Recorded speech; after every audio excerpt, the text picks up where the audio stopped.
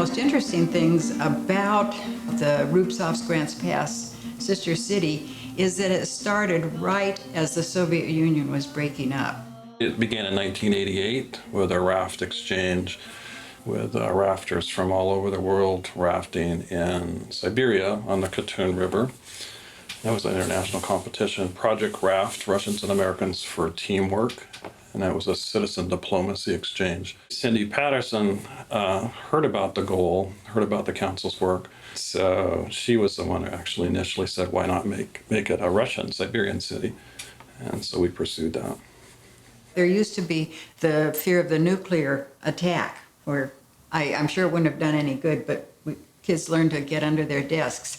So we grew up with this really distorted view of the people involved with our enemy, the Soviet Union. They were threatening people, they were cold, there were people with their hands on a red button that was going to be ignited at any time, and that was spooky. Well, of course, I went over and I found out that most of my ideas from a childhood in the Cold War were false. They're very warm people. When you talk to people, they're not interested in having a war. In fact, they're very curious. At that time, I was living in California and said, California, Disneyland, wow, tell us about it.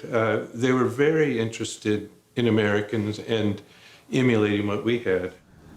It was very motivating to try and get to know people and get close to them. And of course, when you did, you found, yes, they're just like us in many ways. They have a life just like we do.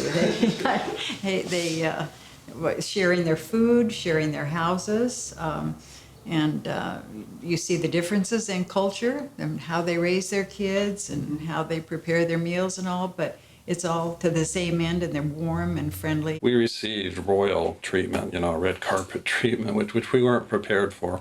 But then this amazing heart. Siberian people have a really deep heart, and friendship is really, really paramount to them. Well, the main purpose is person-to-person exchanges, yeah. And many people have had just such warm and welcoming experiences on both sides. And I think we learn from each other's societies, the way things are organized. There's not just one way. We stay in touch with each other, and just have such a warm feeling. We feel we can't let it go.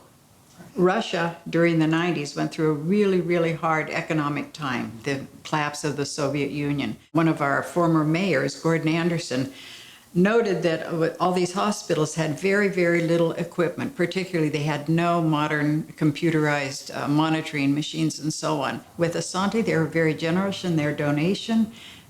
We raised a lot of money from our community and managed to ship it. It took a couple of years, but they finally got it.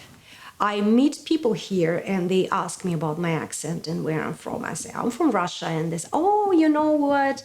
I heard about this, I heard about my heritage is from Russia and this, and I said, okay, would you like to go and travel to Russia? I actually came to United States, straight to Oregon, Grants Pass, 8 years ago. And the first thing that I learned that we have a sister city. Yeah, we have this event called Russian Winterfest, which we hold every year in the beginning of February. And this is a community event. Everybody from the community can come and celebrate and learn more about Rubtsovsk. And we normally tell about the latest delegation from Grants Pass to Rubtsovsk or from Rubtsovsk to Grants Pass. We have a real Russian feast.